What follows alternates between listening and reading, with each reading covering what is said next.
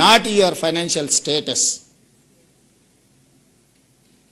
కొంతమంది యాదవ్ సోదరులు, మా కురుబ సోదరులు 30-40 ఎకరాల భూమి ఉంది, 100-200 మేకపిల్లలు ఉన్నాయి, అవసరం అనుకుంటే 1 కేజీ బంగారం ఉంది.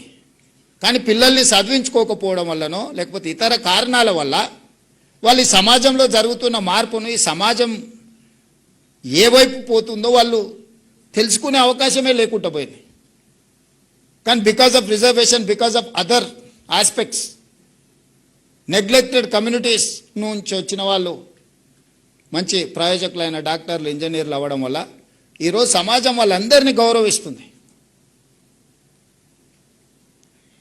సమాజంలో ఆస్తులు ఉన్న వాళ్ళు చాలామంది వచ్చి వాళ్ళకి నమస్కారం పెడుతున్నారు.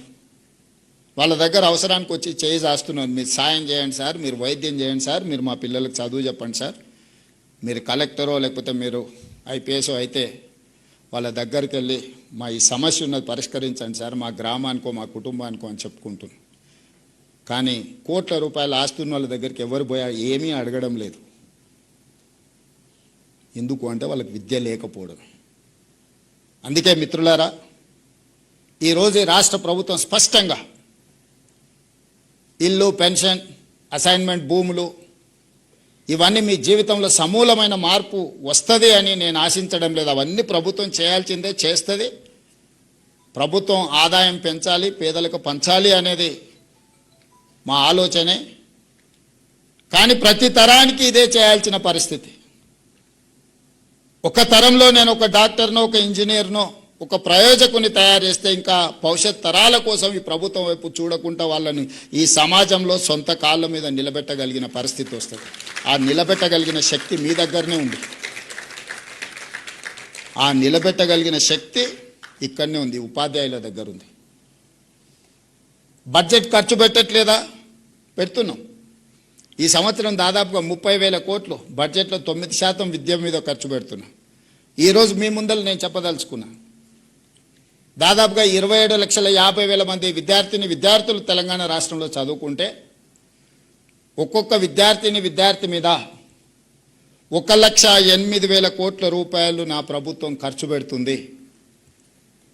ఒక్క విద్యార్థి మీద రాష్ట్ర ప్రభుత్వం పెడుతున్న ఖర్చు 1,08,000 రూపాయలు ఈరోజు ఖర్చు అవుతుంది. నేను లెక్క తీసిన ఒక్కొక్క విద్యార్థి మీద నా ప్రభుత్వం ఎంత ఖర్చు పెడుతుందని.